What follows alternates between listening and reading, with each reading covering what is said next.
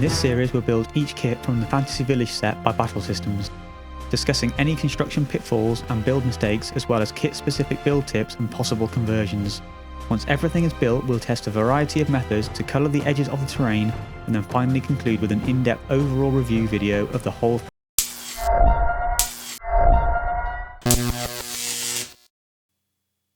If you haven't already, I recommend watching my introductory video to this series where I cover a few really key tips that will be relevant to this build and the others. Okay, so we're going to build up the Blacksmith Forge now. There's a real theme to these buildings though, which is basically start with the ground floors, then build the second story if there is any, or first floor I should say, then any other bits and pieces that need to go on, and then the roofs right at the end. So I'm going to try and remember to pop the pieces out from the top, the tops being the ones with the writing on, through to the bottom. I shouldn't get any damage on them now. One thing I have noticed, which would be a cool thing if Battlesystems did another set like this, is maybe just identify ground floor, first floor. Some of these wall pieces look similar, just, you know, be helpful when we're putting them together, but not that complicated. So 3 sheets, sheet 1, sheet 2, and sheet 3, and we have 2 copies of sheet 1, so 4 sheets in total. So the ground floor, the building basically comes in 3 sections. The ground floor, which is those pieces, the main part of the building, and you've got these 3 produce another part of the building at the end, and then extension beams where you basically got like a pagoda type thing outside. So let's pop those out.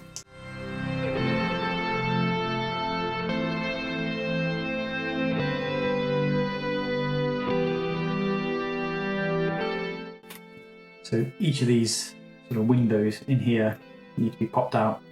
You can see actually on there where the tooling's gone a little bit astray. I'll just show you that really quickly.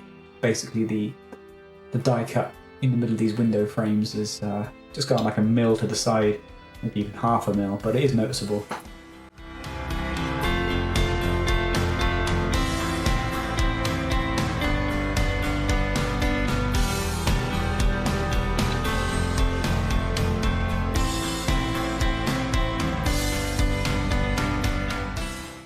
Yeah, you can just see what I'm talking about with the holes here. The die cut is slightly too far that way, only by a tiny amount, and it's really not noticeable. Just interested in how these things work. I think it's totally within tolerance, and I've seen some board game pieces that are, you know, stamped out like even past the bleed area on the artwork. So you get loads of, you know, white border around the edge of the tokens, which is a bit rubbish. The tooling on these is actually pretty good. Okay, so that's the end building. This is the main building. All these lower story buildings, if it's got beams on it, you need to put the clips in first. I'm just going to say I haven't been using my X-Acto knife, where I probably should use the scalpel. I've just tried to cut that through there and pulled a bit of the printed side off the inside. Luckily that's on the inside of the building. So another little tip through experience there is do use a sharp blade and don't use any kind of like tearing motion. Get that knife out ready for later. Okay, so put these together.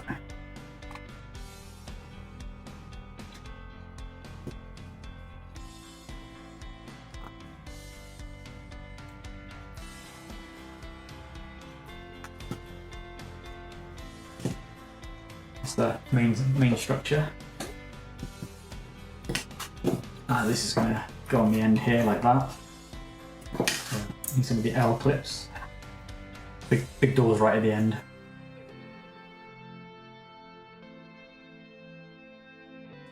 And well, I think these doors are really designed to be opened inwards, so we will open them inwards. No point forcing them in a direction that isn't quite suited for the way that they're meant to work.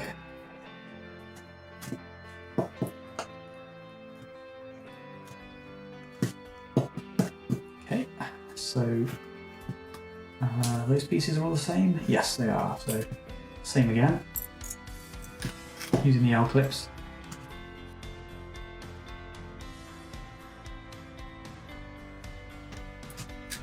Nice, okay.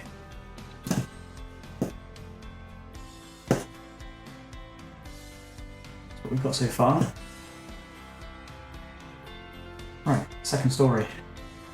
So we should have four wall pieces. There, you can see there, that's catching a little bit.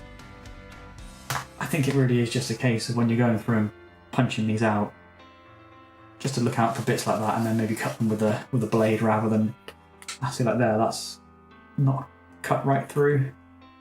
So if I was to have ripped that, then you're going to rip some of the artwork off here, so just a case of being careful. Another piece there actually. That has almost gone through, so just trim that off rather than trying to pull it off. We just need these roof apexes as well. Yeah, try and remember to punch them out from the front, backwards. It's kind of easy to mess that up when you're having to move back and forward between the frames, or sheets. And we need the first story floor.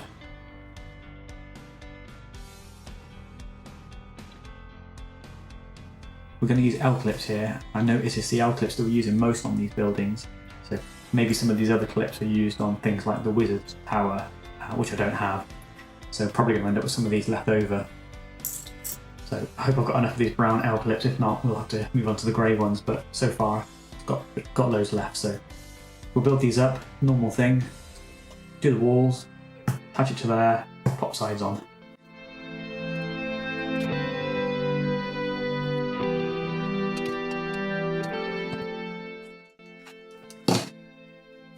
Another thing I'm noticing with these as we're going through a bunch of the buildings is that on the second stories you'll often have like windows or doors on two pieces and not on the others. So generally it seems like you need to put them opposite each other. That's kind of an easy way to remember which pieces of the walls go where.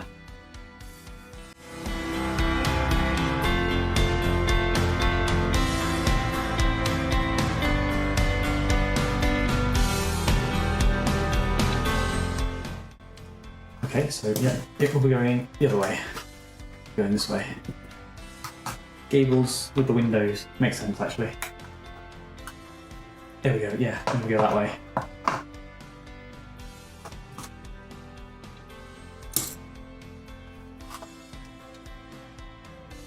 I'll put that to one side because we need to build the furnace and the chimney. So that piece, chimney, forge, sorry, and there's a small piece there to go on the top of the chimney. This is similar to one of the houses that we've already built, which had a furnace, a chimney on the outside and a furnace on the inside. So we'll put this together as per the instructional video. Just being careful with these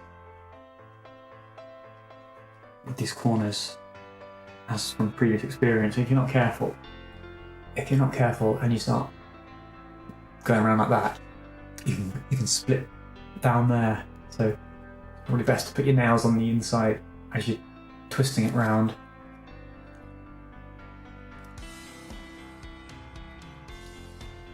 Just to try and stop it splitting open there.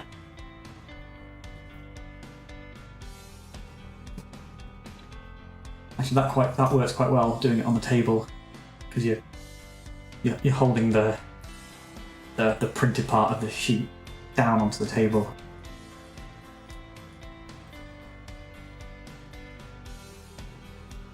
Okay, so that's what we end up with. Now this needs to slot in before we put it onto the building. So actually, that's an easy way to do it. Putting the bottom pieces in a little bit, then standing it up in the orientation it's meant to be, and then you can slide that over and push the bottom pieces fully in. That's a good way of doing it actually, so yeah, I'd recommend doing it like that, standing it on the table like that. You can push it firmly in. Okay, now that bit goes on there. I'm just going to leave that pressed on. I might glue that on later. Oh, that's right, yeah, that needs to No, that doesn't go on the middle piece, it goes on the end here. So one of those windows needs to stay shut. Take this lid off the furnace chimney for now. Yeah, it's got to go over the top of there.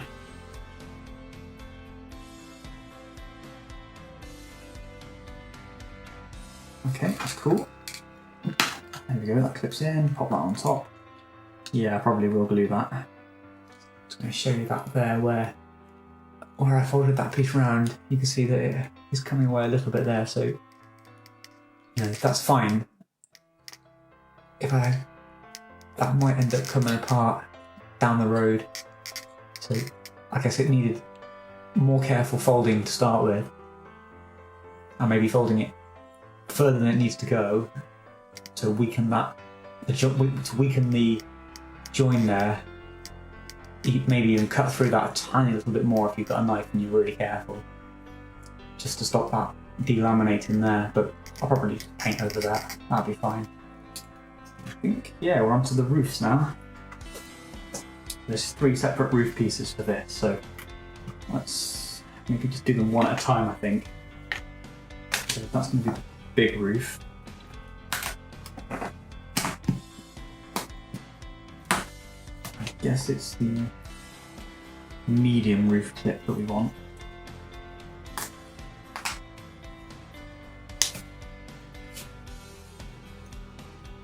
Okay, now I saw this in their instructional video that they clipped these holes here a little bit bigger. So I'm not going to make the holes bigger, but I'm just going to clear out that bit of card that shouldn't be in there. Otherwise it's going to definitely be too tight. God, careful. Yeah, that was a bit of a ham-fisted way of doing that. That wasn't a good idea. Obviously I shouldn't really need to say, just be careful if you're using a knife.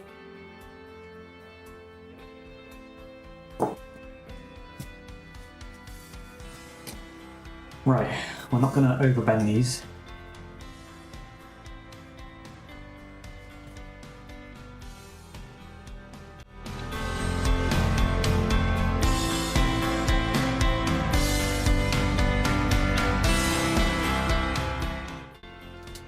Okay, so that's why they recommended clipping, and I think it does need cutting a tiny bit.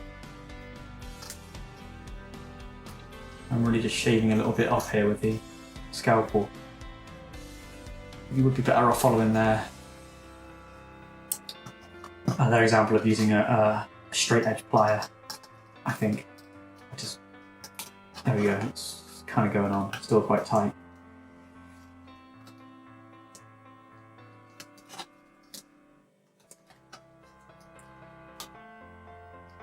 Okay, yeah, right. That definitely is too tight to go on nicely. I've got it on, so I want to just get it done. But yeah, I recommend if you pop these bits out, and that top one, you know it's the top one because the arrow points towards it. If you pop those out and the top piece is really, really tight, just make it a little bit wider.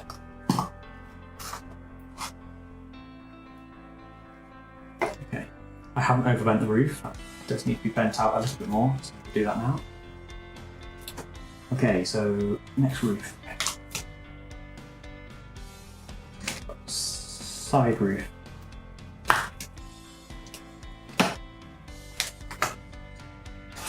Side roof.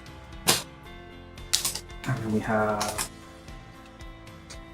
roof and roof. So I'm guessing that the roof is for the building and the side roof is for the pagoda type thing.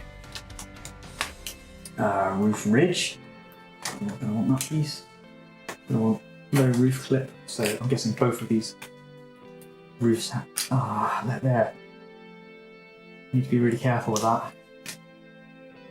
That's frustrating.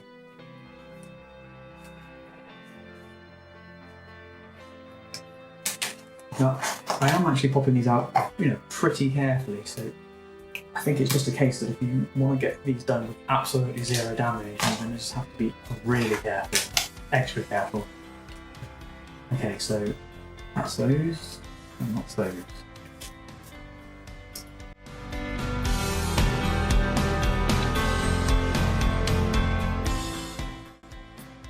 Ah, yeah, that's for the gap in the chimney. Yeah, I'm just looking at that and realising that I need to put the furnace on the other side. We'll carry on and build this roof and we'll work that out.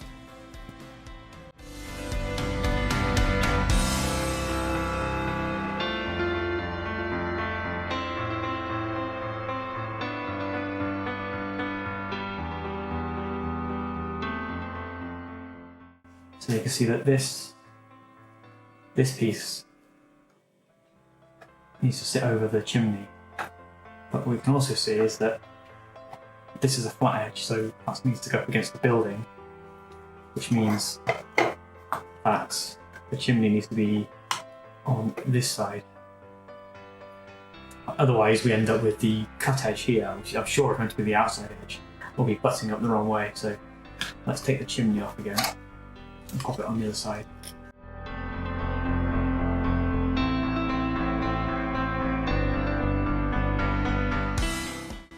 Yeah, there we go, that totally makes sense. So yeah, the chimney does need to go on the inside. I feel like that's missing something. There is a gable end. Do you know that can't go there because... Okay, another example of needing to really properly watch the instructions while you're doing the build. Completely forgot to put this piece on, so that's the floor for there. And we need an L clip. Let's have the trapdoor that side. So L clip goes there.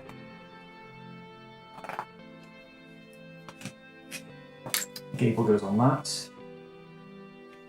That sits on top.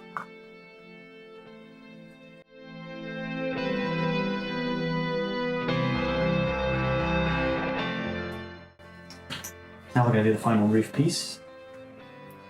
Usual thing. Bend it slightly.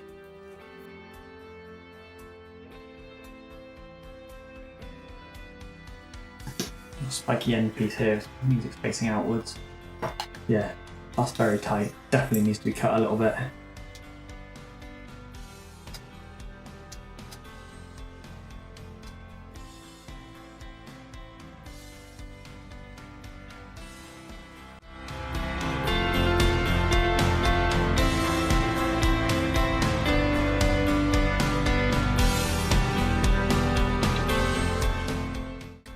This actually doesn't have any supports on it as standard, so it does just basically sit on top there.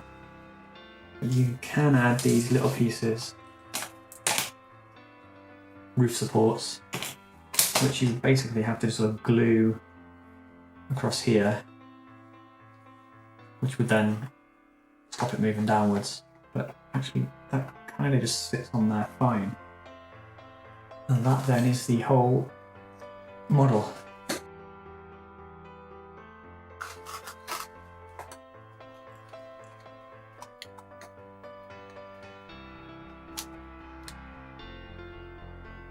Really quite cool.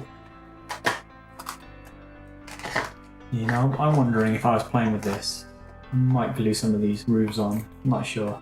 There's one more piece which is specific to this set, which is the Workbench and the Grindstone.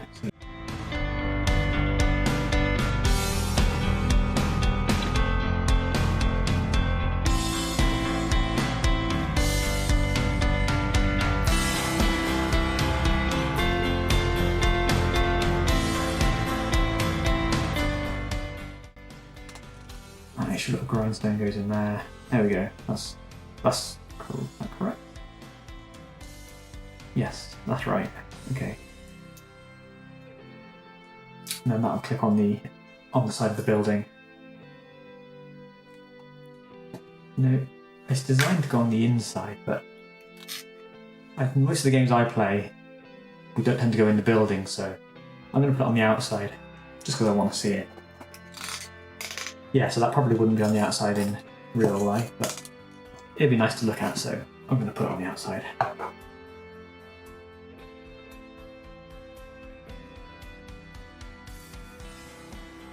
Doesn't look quite right. Okay, I've worked out why it's not going together quite as well as it should, because I'll take this off. gone and put the apex piece on the wrong side. That actually goes there. So let's see if this actually goes together a little bit better now, which it should do. So.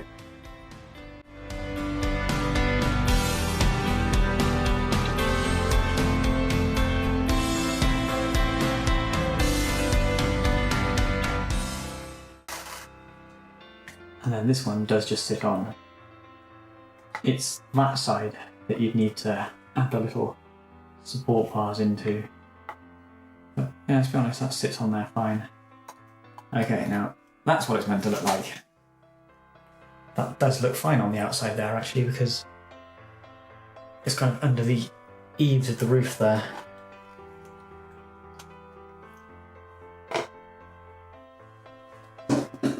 I think if you were really only playing sort of big scale war games, at least I'd put in a bit of blue tack, I think, just to hold the roofs on, you know, because you're moving your armies around, you're going to get bashed about if you're not needing to get inside the buildings. I quite fancy playing Frostgrave or something like that in here, so probably have some rules that you can get into the house with a certain number of moves, a certain number of inches of movement. You can get up the top, maybe have some kind of rule that once your model's in there by the window, it's got half cover, and that line of sight goes from the window. You know, imagine the model sort of like sticking his head out, that kind of thing. That would be pretty cool. Yeah, I like that one. I think that's the one of either the most or the second most complex build on the whole ruined on the whole village set. That is. The tavern is the final bigger building, so hopefully I'll be able to get through that one a little bit quicker without quite so many mistakes along the way. Okay, see you then. Let's have a look at the blacksmiths amongst the rest of the terrain so we can see what it's like on the tabletop. If you've enjoyed this video, give us a quick thumbs up or leave a comment, especially if you've had any bits and pieces that you found when you were building this kit that you think would be interesting for other people to know about. Next week we'll be tackling a couple of smaller buildings, the outbuilding and the marketplace.